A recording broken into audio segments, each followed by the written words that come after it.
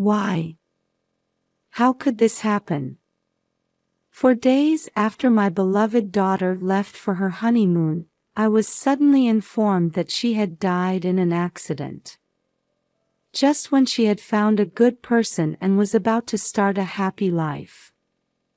During the funeral, her husband was also crying, saying he couldn't regret it enough. However, I felt something odd about one of his statements. Something was off. Could it be murder? With an uneasy feeling in my chest, I began investigating the incident that took my daughter's life, not knowing that the truth would plunge me into despair. I had raised my daughter Taylor alone since losing my husband to an accident when I was young. She was my pride and joy, honest, straightforward, and devoted to her parents. Since I had been a single parent and caused her some hardships, I was truly delighted when she introduced me to a man. Her marriage partner, Harry, seemed like a serious person. His parents had already passed away, and he had no siblings, claiming to be completely alone in the world. At first, I had the impression that he was a fine young man with a refreshing appearance and seemingly flawless character. What? You're not having a wedding ceremony? My daughter looked very displeased when she told me this. Harry said he doesn't like flashy or conspicuous things, and it's a waste of money to just register the marriage. But didn't you say you wanted to wear a wedding dress? My daughter is a girl after all, so she must have wanted to wear that once-in-a-lifetime attire. However, at this point, a disagreement with Harry had emerged. He says he wants to splurge on the honeymoon with the money we save. He really wants to go on an overseas trip. I see. Indeed, if they wanted to have a decent-sized wedding ceremony and enjoy an overseas trip, it would be quite expensive. However, I thought it was inappropriate not to listen to any of my daughter's wishes. They could have a domestic trip, or if they insisted on going abroad, they could look for cheaper options. Surely Harry could compromise somewhere. I felt uneasy, thinking that Taylor was being taken lightly, but I didn't want their relationship to sour at this point. So, I decided to invite them both to my home. Hey, is it okay if I try to persuade Harry? After getting my daughter's permission, I arranged to speak directly with Harry. Harry, I want you to listen to this as my selfish desire to see my daughter in her wedding attire. Couldn't you at least have a wedding ceremony just for the photos? But I really want to make the honeymoon special, you know. For him, who has no parents, it might not sit well to have me taking Taylor's side as a parent figure. However, it's said that dissatisfaction with marriage and childbirth can last a lifetime. Besides, it shouldn't be wrong to bring in a little parental desire to fulfill my daughter's wish. I spoke as carefully and amicably as possible, trying not to offend him. We'll include Taylor's favorite activity, diving, in the plan. But it's quite popular, so it's quite expensive. Is that so? That sounds fun. In that case, I'll pay for all the wedding photo costs. Consider it a wedding gift. How's that? Really? That's great. Thank you so much. I'm happy that I'll get to see Taylor looking beautiful too. The moment I said I'd cover the costs, his expression brightened, and I couldn't help but give a wry smile. Is he unexpectedly stingy? Although I felt a bit uneasy about the future, at least this way, we could have a photo wedding. My daughter got to wear about 3 dresses she liked.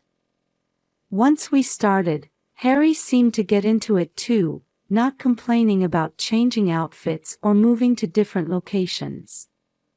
In the end, it seemed to become a good memory for both of them, so I was glad I had persuaded them. The day after taking lots of great photos and having a small dinner party, my daughter and her husband left for their honeymoon in Australia. I'll bring back lots of souvenirs. That was the last time I heard my daughter's voice. What? What did you say? I suddenly received a call from someone claiming to be the local police, telling me that my daughter had died. This happened just 4 days after Taylor and Harry had left. They said my daughter had drowned while diving.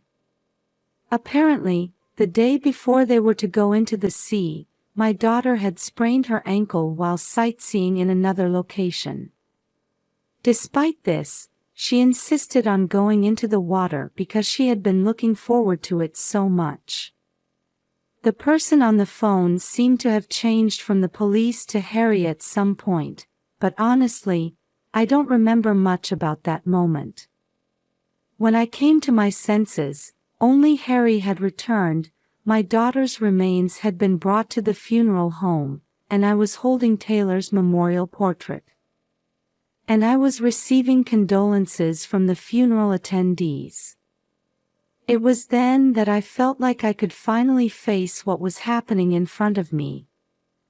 Perhaps because I was like this, or maybe because he was feeling the same way, Harry hardly spoke to me until the funeral. Thank you all for attending my wife's funeral today. Harry was addressing the microphone, but his voice was flat, almost mechanical. However, as he began to describe the circumstances of my daughter's death, Harry's voice started to tremble. Finally, he began to sob, his words becoming fragmented. No one would expect things to turn out like this when they were about to start a happy life together. Of course he'd react that way. Huh? Wait a minute. Harry's speech was a typical eulogy if you just let it wash over you. But I noticed something odd about it.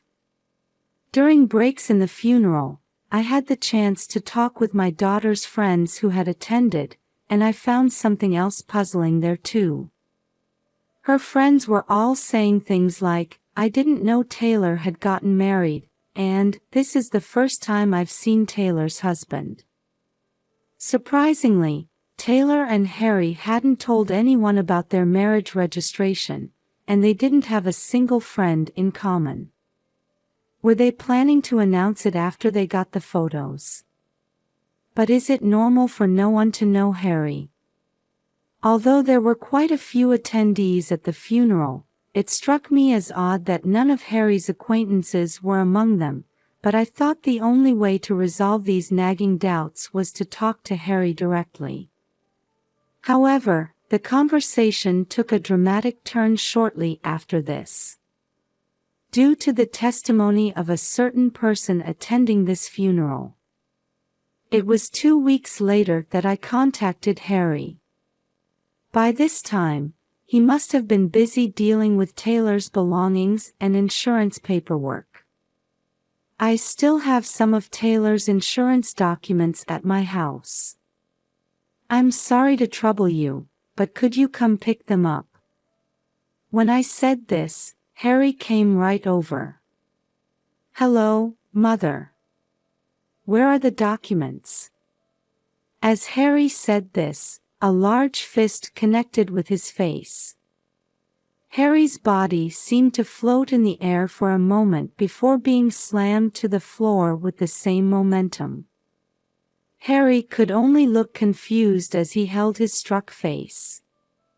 No wonder, my niece and Harry's brother Anthony had been waiting in the guest room. "I've finally found you, you stupid little brother."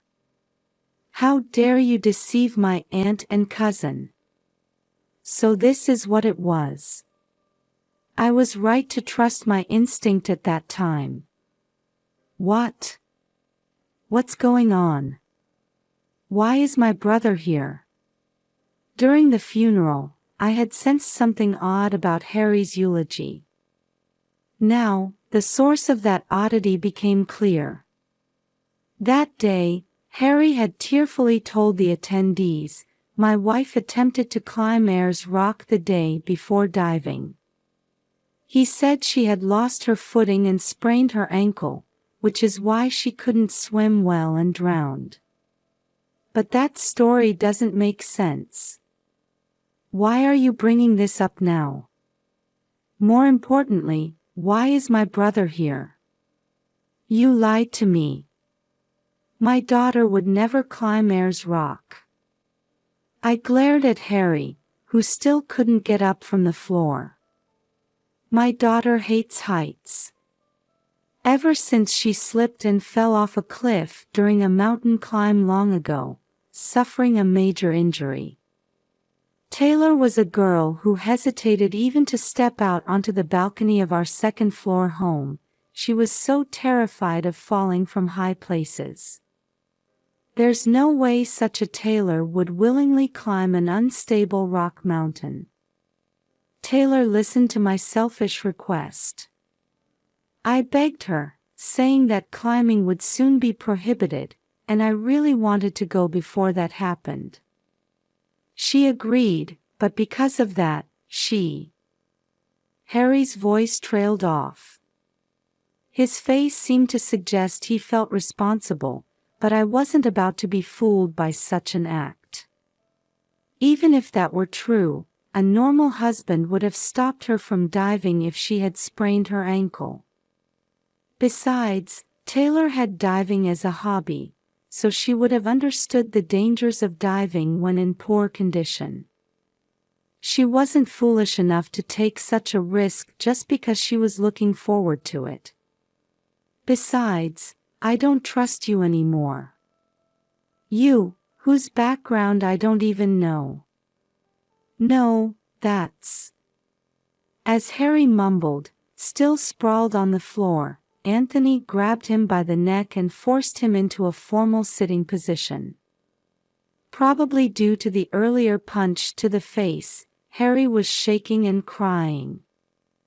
Anthony was a tall, strong man. He's apparently a martial arts instructor, so it's no wonder Harry would want to cry if such a person angrily punched him. But I felt no sympathy for Harry. You still haven't learned your lesson and you're still doing this kind of thing. Since when did you start going by the name Harry? Your name is Daniel, isn't it? Oh, so that's your real name. Who exactly are you? Why did you use a false name to deceive me and my daughter? Explain it yourself. Daniel, formerly known as Harry, averted his eyes from me and refused to answer. Everything about his identity had been a lie. His occupation, his claim of having no relatives, it was all made up. In reality, his parents are still alive, and he even has 2 older brothers. If you won't say it, shall I? I already know everything you've been doing. You've been repeating marriage fraud all over the country, haven't you? I heard you were even in prison once. According to Anthony, after Daniel had finished his prison term and was released, he had been living quietly at home for a while under the watchful eye of his parents and siblings.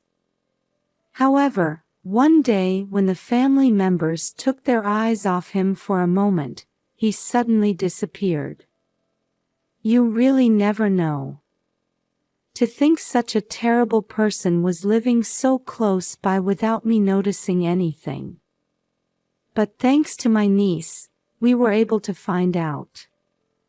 It was my niece's testimony that she thought she saw this person in a photo her senior showed her that led to the discovery of his true identity. My niece had gone to a university away from her hometown and found a job in that area after graduation. Your brother was a senior member of the club I was in.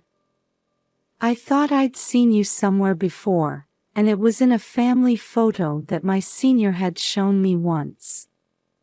When Harry heard this, he was speechless with his eyes wide open.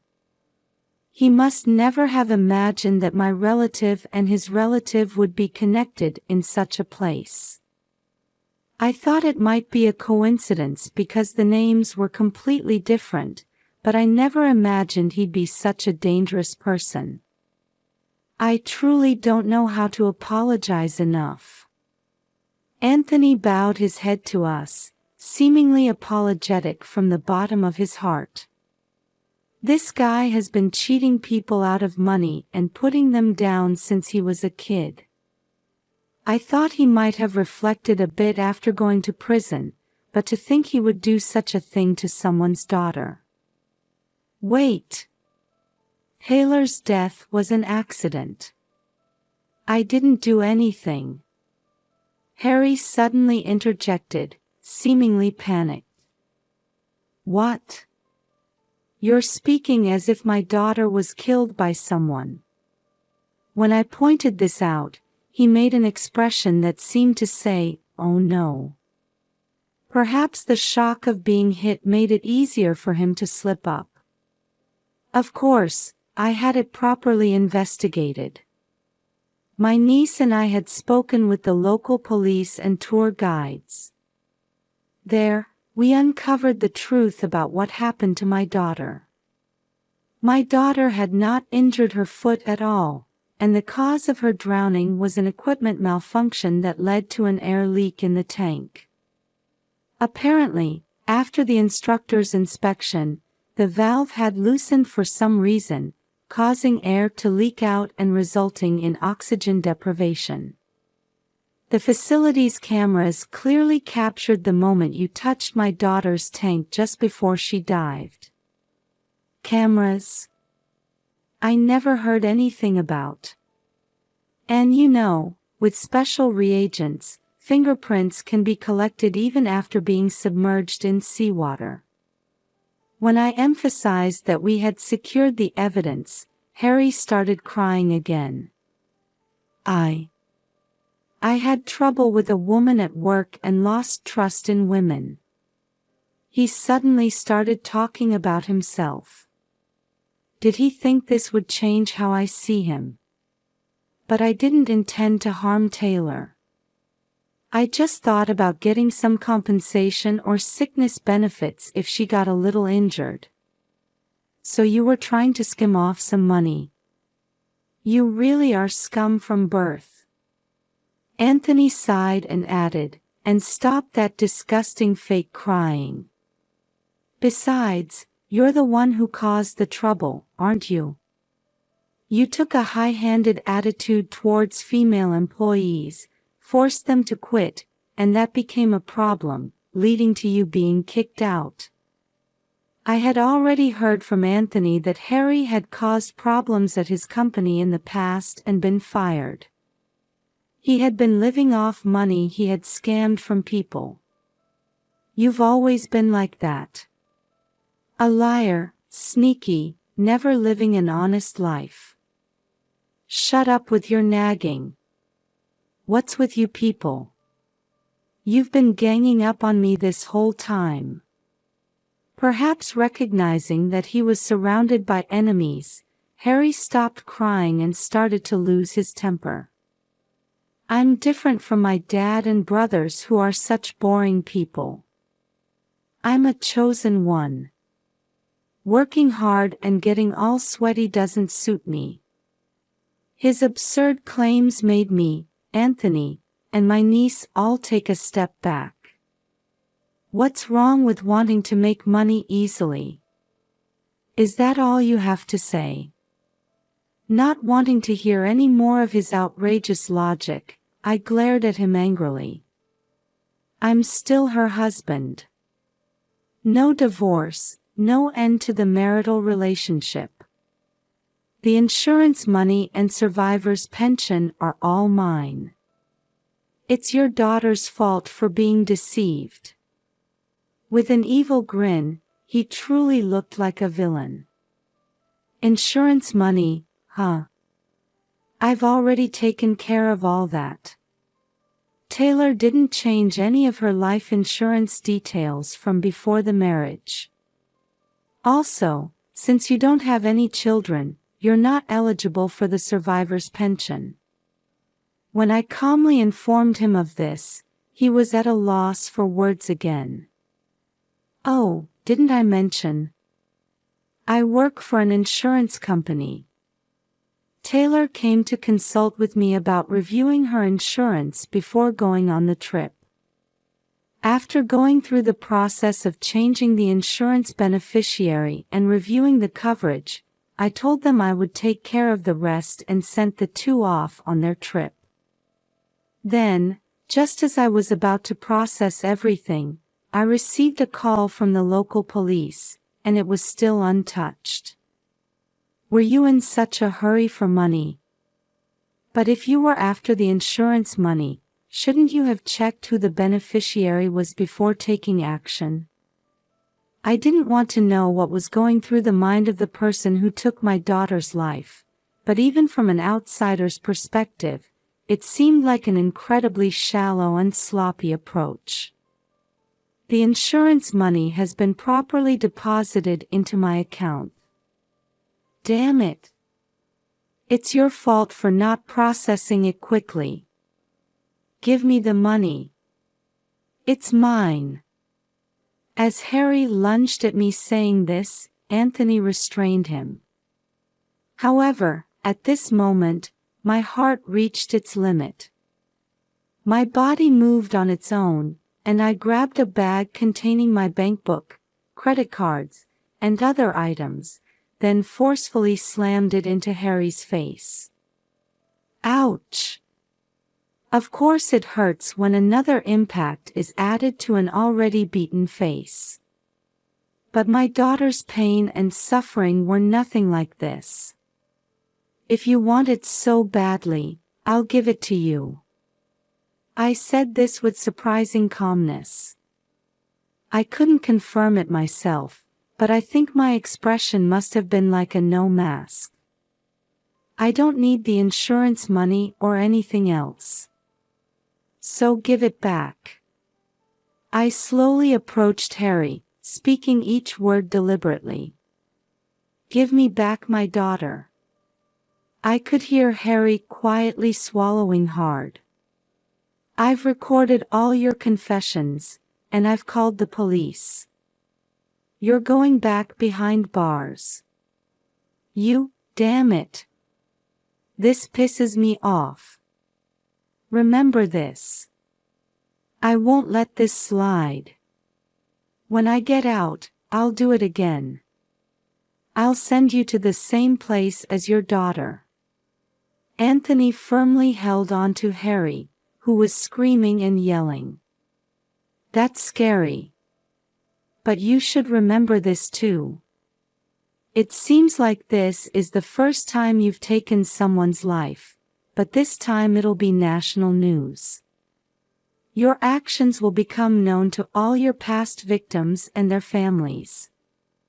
Outside the house, I could already see the flashing lights of police cars. I will never forget you. I'll always remember. And all the people you've deceived, driven to despair, and made suffer are all glaring at you. Huh? What's that supposed to mean? For me, it's enough if you receive legal punishment.